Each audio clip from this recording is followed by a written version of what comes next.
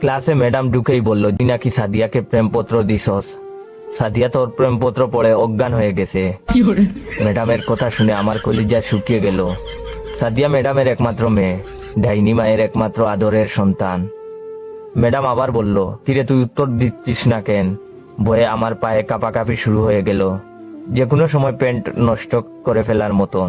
জীবনে কখনো ম্যাডামের ক্লাসে পড়া দিয়েছি বলে মনে পড়ে না। ম্যাডাম এমনিতেই আমাকে দেখতে পারে না, তার উপর তার মেয়েকে প্রেমপত্র দিয়েছি, সেটা পড়ে বেচারি অজ্ঞান। ম্যাডাম আমার অবস্থা আজ কি করবে সেটা বুঝার বাকি রইল না। মনে মনে বিপদের দোয়া পড়ছি আর নিজের বুকে ফু দিচ্ছি, আল্লাহ এবারের মতন আমাকে বাঁচাও। এরপর থেকে সাদিয়াকে নিজের বোনের চোখে দেখবো। ম্যাডাম আস্তে আস্তে এগিয়ে এলো আমার দিকে।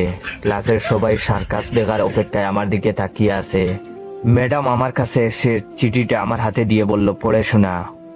ম্যাডামের কথা শুনে এবার গলা পর্যন্ত শুকিয়ে কাঠ। আমি লজ্জায় নিচের দিকে তাকিয়ে আছি।